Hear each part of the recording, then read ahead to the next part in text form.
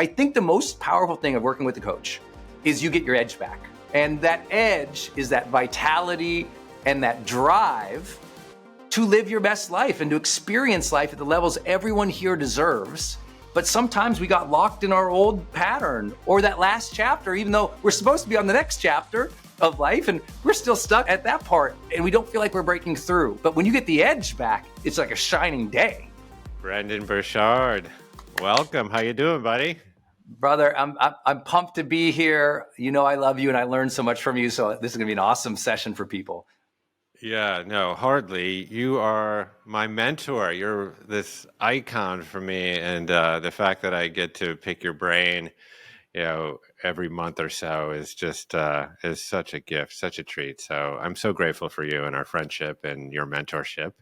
And for you being here today to share some of your wisdom with us. I mean, you've been instrumental in bending the arc of so many people's lives, helping them merge passion and purpose and find clarity and perform at just really their highest level, to step into the highest version of themselves. And, that's not easy to do by yourself. And so, you've been able to establish this infrastructure and build yourself up into just an incredible coach and mentor for so many people. And, I guess I want to start by asking you, are there certain benchmarks or indicators that you use, that help people assess, where they are on their journey and help them to figure out where they need help and how they step into the best version of themselves? Yeah, I think people's first benchmark is surprising to them. I have the blessing of coaching multiple billionaires right now. And all of them, Jeff, when I sit down with them, I'm in their kitchen, I'm in their boardroom. They're regular people who had a passion, who had a desire, and something really went big. They could put organization behind it. I know it's not relevant to everybody, and people get hooked about the billionaire word, but just hear me out. Because they're still human. And the surprise to them is going to be the surprise to everybody listening, watching right now, because the critical benchmark is so simple. I draw out a little triangle. This is how for everyone who wonders how I get clients, it's so simple. I literally draw out a little triangle. I go, there's only 4 human drives after you have some safety and sustenance. So once you're kind of comfortable, you only want 4 things. The thing is, you lose touch with those 4 things. You're unaware of those 4 things. So the benchmarks are those 4 things. The first one is everybody watching this right now. I guarantee I can tell you what you want more of. Everybody. Doesn't matter, stay-at-home parent, you're a caregiver, you're in good health, you're in bad health, you're rich, you're struggling. I guarantee this is what you want. That's how much I know about human behavior. That's why I became a great coach. Watch this. Tell me if I'm right. You tell me, Jeff, because you align with this one a lot. That first human desire and that benchmark is called aliveness. Everyone listening, your first benchmark is, do you feel alive? Now, I use aliveness as a big bucket. Some people call that passion. Some people call it enthusiasm. Some people call it vibrancy. Some people call it consciousness. Some people call it awakened. Some people call it physically vital. But if you look at your last 2 weeks, are you at the level of aliveness that you've wanted in your life? Because your thoughts, feelings, actions, relationships, and mission has led to a certain level of aliveness that you are feeling satisfied, engaged with, fulfilled by, or the aliveness, it's not there, When relationships end, it's because, some part of that relationship feels deadened, for lack of a better, probably more appropriate word. We feel like, I don't know, I don't feel motivated today, Brendon. I lost my passion, Brendon. The benchmark is there a sense of aliveness? And so many people, they strive for great things. They want to become successful, but they do things that deaden them or steal from that sense of soul and engagement. We'll talk about more of these things, but does that one resonate with you? Because you're doing so many things to feel that aliveness at this stage of your life. 100%. I often think about it as by metaphor with a lighter. So like if you light the lighter and the flame like shoots up and it's animated versus just like a tiny little flicker. And we Yes. all know what that's like by dint of our own personal experience. We know what that's like. We know what that feels like. And when we're vital, vibrant, pick your word to describe it, we connect, we achieve, we feel more confident. So I think you nailed that one. Yeah. And what I love to tell people is aliveness is, there's that mental aliveness and edge. There's that spiritual aliveness. There's the aliveness in your relationship. There's aliveness in your physical temple.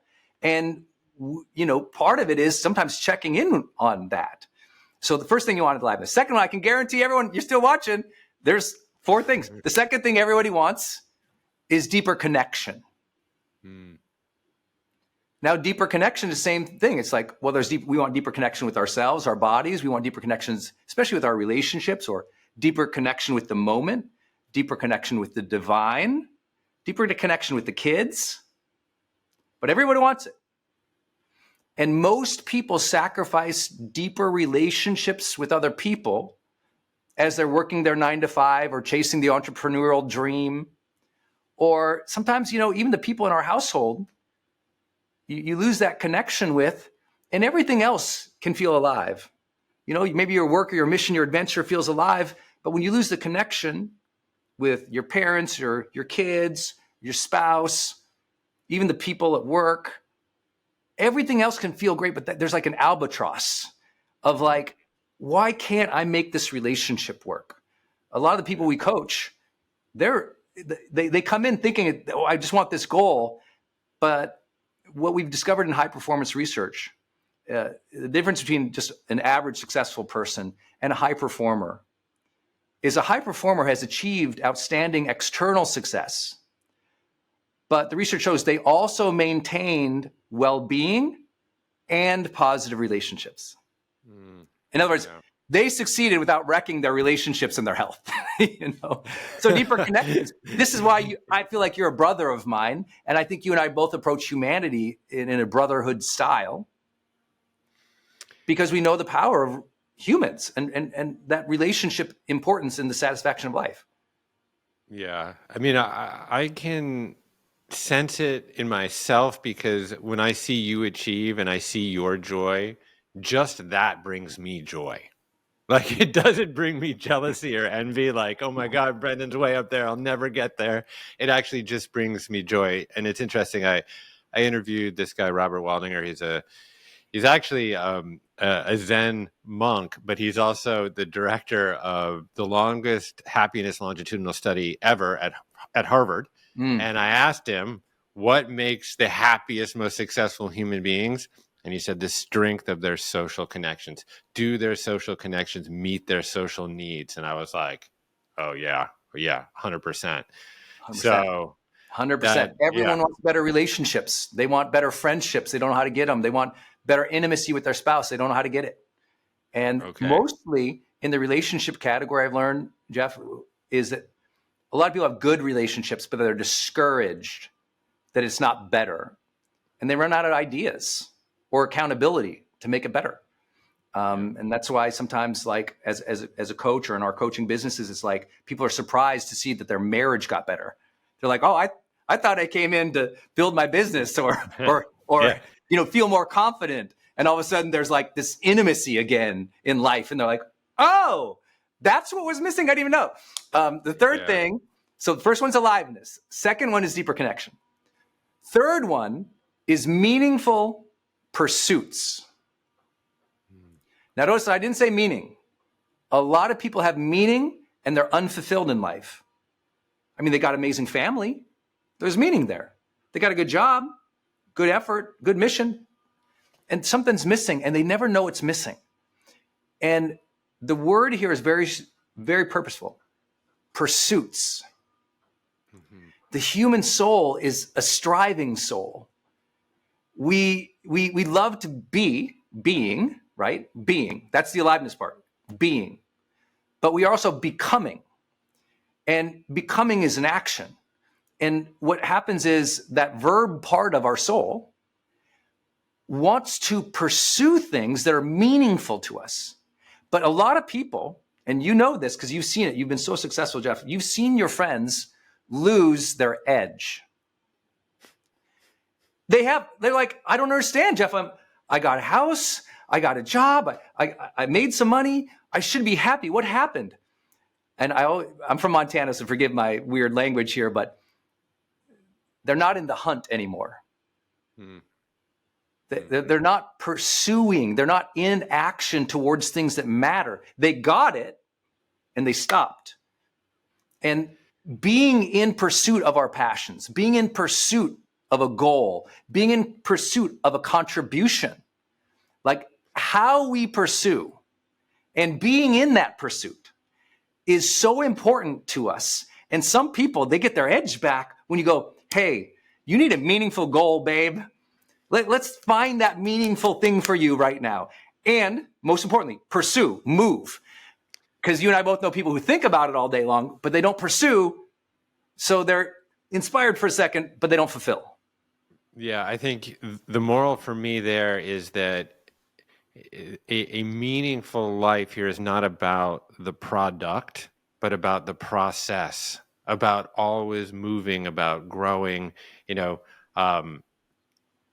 Sometimes when we feel most alive, right, is when we are in either collective enterprise around something or when we're immersed in some sort of creative endeavor where, our sense of linear time starts, to vanish. And sometimes we achieve that like little glimpse of flow state, but that we feel as if we could just keep doing whatever we're doing forever.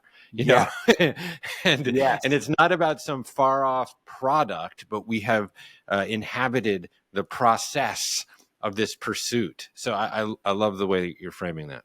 Yeah, I love what you just said too. It's here. It's here. I'm in it now, because the myth of certainly the overall industry that you and I have played in is that there's some external, future, distant, singular purpose. Right. Yes. And some people go, Brendon, I don't know my purpose. And I'm like, okay, how about we ask a different question? Let's get you a series of meaningful pursuits and put you in motion again. Because when you're in motion again, the motivation and the momentum comes back. There's a compound effect of your contributions again. And I'm here to tell people, when you're in motion with real motivation and movement, doors open that you didn't even anticipate, because the universe does reward that motion, right? The universe is agentic and expanding, to be a little weird and into physics a little bit here. But it's like, oh, we are that too. We are in that too. And when we are in alignment with that, when we are in motivation and in movement towards things that matter, meaning we are expanding. And all of a sudden, like, our opportunities expand. We're like, oh, I didn't even know I could do this. And all of a sudden, a purpose is revealed, not just chosen. Because I would share with everybody listening, and Jeff can corroborate or not, I didn't know this was going to be my purpose. I could not have described this exactly to you at the beginning of my journey before getting to educate and coach millions of people in 190 countries.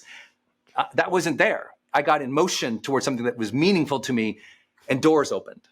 Yeah, I can completely relate. I mean, it was revealed once I pursued my curiosity and didn't, set my drishti, my view, my gaze point on some distant external object. Because every time that you do that, the moment that you actually have that thing and the moment you cut the ribbon off that box, some other glittering object appears on the horizon, right? And you're just like on the hedonic treadmill instead of just immersed in the present, and in some way just like passionately there, but not always with attachment to some result. So I love the being, belonging, becoming. Yeah, exactly. And what's amazing about this is, a lot of people that we coach, when we start coaching them, they're kind of like, oh, I'm working with the coaches. I don't know what I want. I don't know what is meaningful right now. Help me gain what we call the biggest benefit of a coaching type thing is clarity. Help me find clarity to what does bring me alive, or what does connect me, or what does feel meaningful at this stage of my life is so vital and so important. So I said there's 4 things: aliveness, connection, meaningful pursuits, and then the middle of the triangle is called growth. Like, we want to grow in capabilities. We are a competent species. Competency is important to us. Mastery is important to us. We gain greater mastery around tools in agriculture. And as a species, we evolved because we got better and better and better at those things. And I think it's important that it's like, oh, that's the human impulses towards mastery. But very few people, outside of the people who are watching with us right now and listening with us right now, you guys are awesome because you're into personal growth. You're into skill development. You want to become a better person for your spouse, for your kids, for the future. And that alignment of our life, where I call it like making self-improvement a way of life, as in the way. The way is all of these things: aliveness and connection, meaningful pursuits, but growing ever into those, growing into my aliveness and passions, growing into my relationships, growing into my contributions at each day, week, stage of our lives. When we sense that we're growing, there's a different satisfaction and strength of life. You rip growth out of someone's life, and the stagnancy that they feel feels like misery.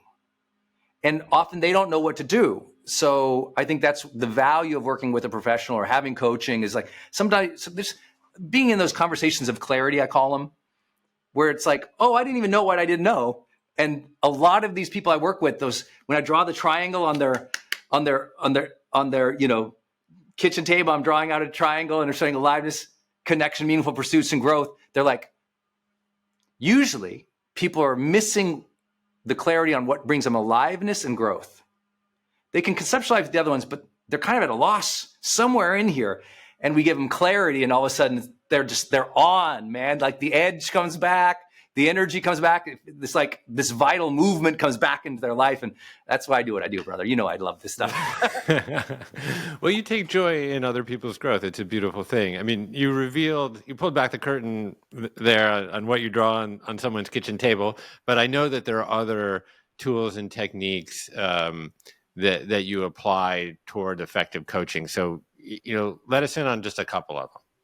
Yeah, I think the first one is, a lot of people, once they discover what they desire, they get stuck because they're too often, when they're in motion, there's discouragement, there's distraction, and there's lack of discipline. So maybe I tried something, I'm just feeling discouraged, Brendon. I don't have the energy and the motivational drive enough because I feel like I fail a lot. I feel like I'm not capable. So people have worth issues. They have challenges believing in themselves and giving themselves permission. Distractions eating the world alive. It's eating the world. Everyone needs some type of accountability coach in whatever manner that is, because distraction is eating the world. Software didn't eat the world. Distraction ate the world. And what's happening with distraction is the average American, let me give you like basis to this for everyone. The average American is losing an hour a day to scrolling, just like blatant consumption, just like, right? Yeah. Well, an hour a day, 7 days, there's 7 hours that you could have put towards your passion or your family or your health. Well, across the month, that's 30 hours. And you're like, wait a minute. Whoa, I just lost 30 hours. Well, 30 hours, I mean, that's a dedicated work week if you wanted it. You're getting a week extra back. Well, obviously, you go into the rest of the year, and what you end up doing when you do this math, you see that people on average are losing an extra work month, what could have been a work month, or a month towards passion, health, their family. So they've lost a month out of 12 months. That's only an hour of scrolling. The average American does 2 hours. So they've lost 2 months that could have literally 8 months or 8 hours a day put towards a passion, health, or family. Then what? Well, it's not just many people are distracted, my friend, of social media for 2 hours a day, though that's the math. They're aimless. They're lacking the disciplines, what we call in our coaching deliberate habits or high performance habits. They're lacking the habits that would unlock them and give them the disciplined momentum that builds a compound effect in their life. So that's the thing that people don't see happening is like a lot of the distraction, and the reason we're doing this is, I'm kind of aimless. And if I'm aimless and I don't have accountability, I never lock back in. Yeah. And we need people to lock back in a little bit to the moment, to the deliberate habits that we know from our research. We conducted the world's largest study of high performers ever done, still to this day. 190 countries around the world, 2 million plus participants, like an unbelievable study to figure out what is it that separates, the top 15% of achievers worldwide who are still happy and positive relationships. And they practice specific deliberate habits that we know when you adopt those habits or we coach you to those habits, you improve your health. There's statistical significance related to your income, your promotability, your happiness with your marriage, your weight, and your ability to feel higher life satisfaction and confidence. The research shows that clearly every single time. And I think that that's what people need to understand. It's like so much, I want to change my life. The first question outside of those desires is, okay, do you have the deliberate habits to advance your life? And are you staying accountable to those deliberate habits? And of course, that's what we do in coaching. Yeah, 100%. And this is where I think, coaching has such great utility, because really what we're suffering from in many ways is this non-consensual psychological experiment that is, the attention economy or social media. Because it's just my personal experience. Like, I read books, but I find it harder and harder, even though I have to read books for my very livelihood. I find it harder and harder to actually sit down and read 20 pages without being distracted by, one thing or another. And that's someone who actually has built up fairly significant habits. And so where I know that I need help is being able to, for someone to help me identify these subconscious behaviors that I'm engaging in and then make them conscious, help me retrain those habits consciously and then make them unconscious again, such that I don't even have to think about the fact that I'm actually engaging in habits and behaviors in my life that are adaptive. And it is 100x easier to do that when you actually have a partner in that. Yes, because left to our own devices, we pick up our devices. You know what I'm saying? Yeah. It's like if you don't have a conversation of clarity and accountability on a weekly basis, then when I ask a question like this to everybody, were you as disciplined over the last 2 months as your family needed you to be? Were you as disciplined over the last 2 months as your business, bank account, and wealth needed you to be? A lot of people will know. And it's not because they're not, they're not bad people. We take our eye off the ball so often, and we lack that understanding of how to overcome our discouragement, beat distraction, and stay in the deliberate habits that make us healthy. Stay in the deliberate habits that make us awesome in our marriage. Stay in deliberate habits that get us progress in our business and our wealth and our finances and our contributions. And so, and I'm not, preaching the choir. I know you know this, and everyone watching this, I just usually go, okay, if you believe all that, do you have a coach? Are you engaged in that truth? If you believe that clarity and accountability every week into the deliberate habits that make your life better would help, then are you doing that? And most people, Jeff, say no. They don't have that yet. And that obviously we kind of broke through on that and realized that when people have that experience, they're like, that's I think my ultimate ripple effect in life is giving people that experience, because otherwise we kind of suffer alone. There's a lot of loneliness in the striving, and it shouldn't feel that way. It should feel really engaging and joyful and alive and meaningful. But sometimes we need prodding, encouragement, accountability, and somebody who believes in us and maybe knows that, path to those habits that makes a difference. Right. And some non-biased, judgment and feedback. Right. Yeah. My mom's always going to tell me that I wrote the greatest book in history. Sometimes I need someone else. But someone sometimes else's two people watching, and you know this to be true, their spouse isn't that encouraging, ambitious accountability partner they need to rise up to the next level. Sometimes that sister or that partner or that team, a lot of people are surrounded by downers and negativity, and they've never actually had somebody rip them up and lift them up. It's like, let's go. And sometimes they need that support. Yeah, to stand on someone else's shoulders. I mean, I can't remember exactly how you put it, but we so often associate habits with maladaptive behaviors and downward spirals. But I think what you kind of just referred to is that once you start to actually instantiate some of these good habits, their upward spirals in your life are possible. And I have experienced that, firsthand, specifically with my physiological health. But it's amazing once you start to stack a few of these things, the upward spiral gains momentum, and you're like, whoa, I'm more fit than I ever imagined I could be, or something to that effect. And so that's the gospel. That's the good news. It's like we can find those upward spirals by just being able to be held accountable to your behavior. So it's amazing what you're helping people with there. Thank you, brother. Well, I'm excited to help your group and everybody watching at whatever levels we can. This is just awesome.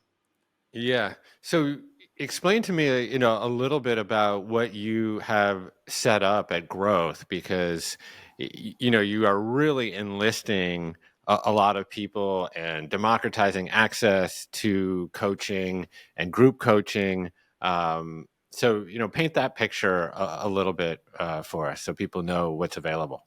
Yeah. When we kind of broke through on the research about what these deliberate habits are, I was like, I want to get this out to the world, so I wrote High Performance Habits. We have all these really expensive, courses and seminars and events and stuff like that. But at the same time, Zoom was coming out, and it was like, oh, I can train up an army of coaches who can support people in this process for free and give them a taste of what would it look like or feel like to work with an actual coach, with a high performance coach. Because most people have never even had a lot of the conversation we just had. I bet people were taking notes.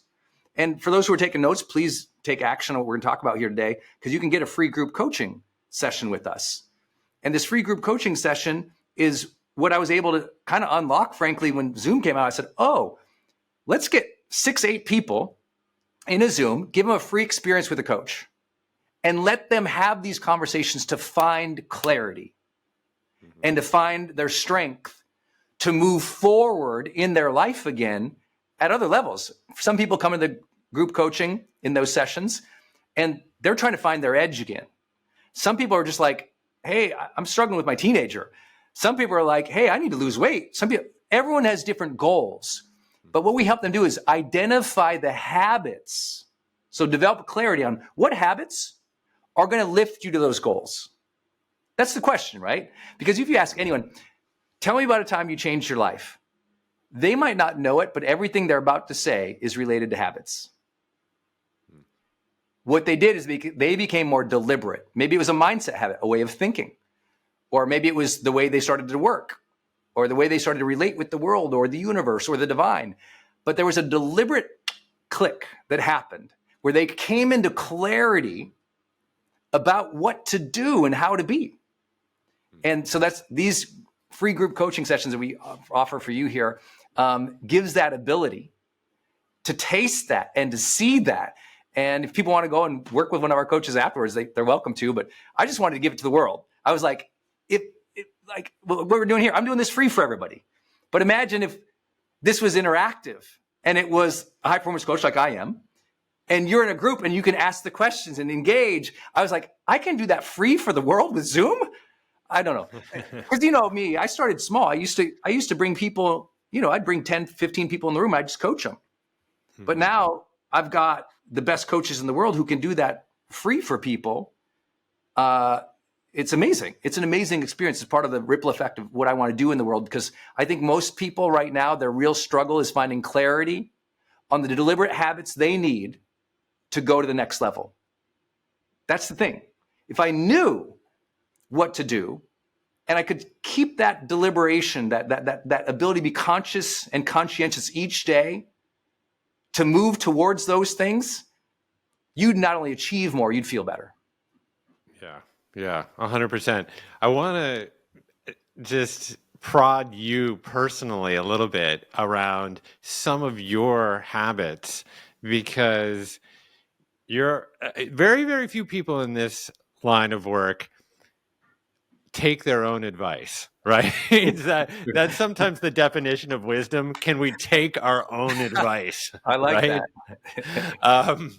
And we've known each other, God, I don't know, half a dozen years or so. And, there's not, and we've had a lot of fun interactions in a lot of different parts of the country, and never outside the country yet, someday outside the country. But I've always known you to, always have energy, always have a focus and an aim, always be in pursuit. I've never known you any other way. So I want you to pull back the curtain just for a moment on some of the habits that you have built up over time. Like, I know some of them because, I think I've done some push-ups with you. I've done some squats with you. I know we've done some meditation and visualization together, but give us a few of the Brendon habits, the core Brendon habits. Yeah, I'll give you some psychological practices maybe first. Okay. They're so simple, but I think fundamental. Mm-hmm. And then some of those physical or social ones. Okay. For me, first and foremost, when I studied, I've been reading personal development and spirituality since I was a 19-year-old kid, a book or two a week, unbroken my entire life, except for 6 weeks when I was in a hospital. So I'm a reader. I'm kind of a dork. And I got the wisdom through the world. I was like, wow, people have written these books and they have these courses and these seminars. And I went to all those to try and gather wisdom because I was empty. I was, I started my journey in this as a depressed and suicidal kid. I'd had a breakup with the first woman I ever loved. And I didn't have the emotional and spiritual tools to overcome that. Mm-hmm. So being a bookish kid, I went to books of wisdom to try to figure out life, because I realized I didn't really want to take my life, like suicidal stuff, ideation I was having. I just didn't know how to live it. So I started studying psychology and personal development and spirituality and reading these books. And I shared that because if you want to know what I believe is one of the great secrets is accessing that wisdom, learning from people who went before you. Don't be a blank page. Like, people have figured all this stuff out. There's guides. You got to find your guides, not one, but lots of them. And I think that to me is important. And when we studied high performance years later, one of the ultimate things we found that knocks people off of high performance, like they've had that run up and then they lose the edge or they lose success or they lose relation. It happened. They don't use this word, Jeff, but I think you'll appreciate it, and everyone listening will appreciate it. The issue that came into their life that knocked them off of their momentum was superiority. They started getting to a place that lacked humility of learning and seeking those guides and raising their hand. So the one thing that, Dom, you watch my psychological principles over, like, why is Brendon successful? I'm raising my hand all the time. I'm doing education. I got a coach all the time. I'm always learning because, first, I know I'm dumb. So it's just, I'm not like other people have way higher IQ, so I need the help. The other thing is, I love learning, and I just don't think that there's any habit that is more powerful than the humble practice of learning and working with coaches and guides that give you conscious awareness and advancement. That's it's probably not what you were exactly looking for, because everyone wants me to go, I cold plunge, but I'm like, actually, it's that. Yeah, that is.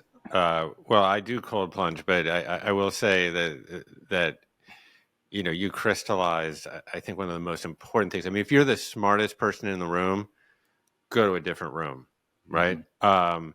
And that's what you have done your whole life, right? So, I mean, I came to visit you when you had your place on the Columbia River up in Portland. Yeah. And, you had rooms of books after books after books. And I was like, oh my God, wait. And this was not even that long ago. So you're like, I think you read a book a week or something. And these aren't like Cliff Notes. These are like significant books.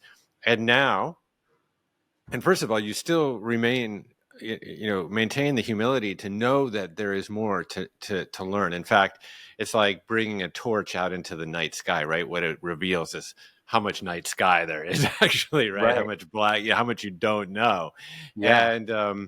But what you have so generously done is really distilled all of that wisdom into curriculum and programs, and then taught it to other high quality, effective coaches in order to help people. I mean, we want people to read the books too, but if we can make it easier for them to learn the lessons and get, really align with their higher purpose and help them do that in a more effective way. I mean, that's just a beautiful way to spend one's life. And that's what you've done.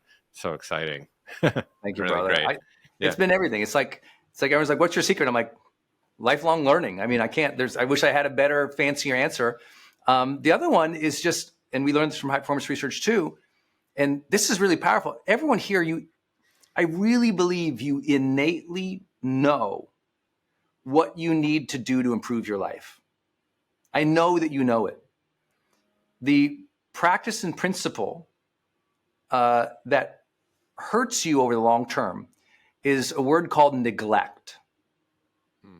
You neglect your health for too long.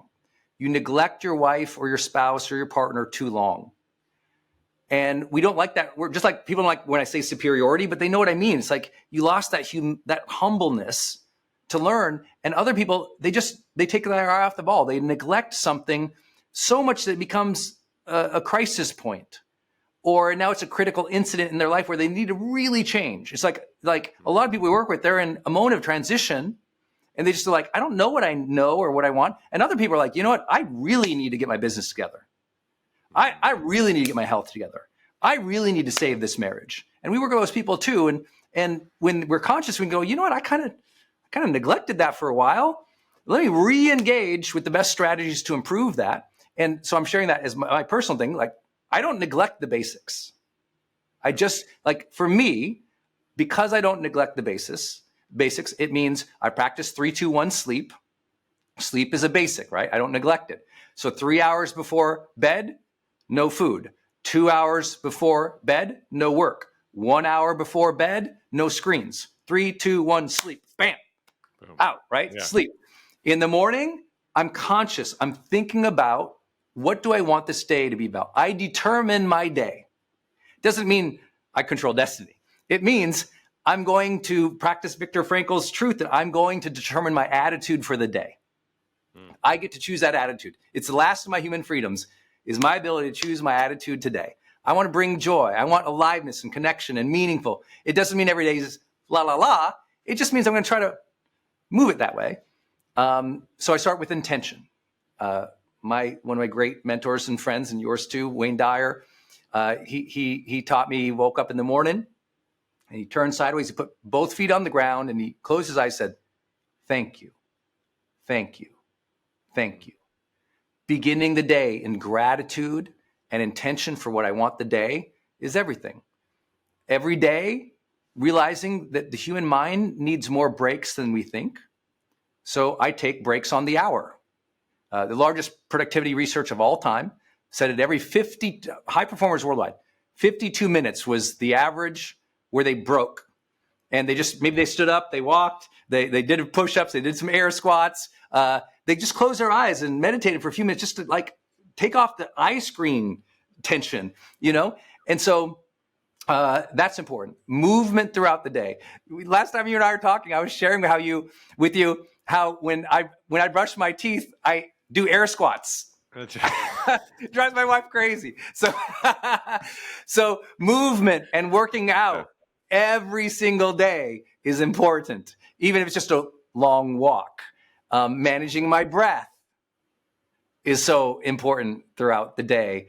For me, these are like, there's fundamentals, and I'd love for everyone to do this. Write down your fundamentals, write down your personal practices, and all I'm going to ask you, neglect them less.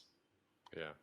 Learn to be disciplined in them in whatever way it takes for you to find reward or joy in them, or you just do them because you know it makes you better.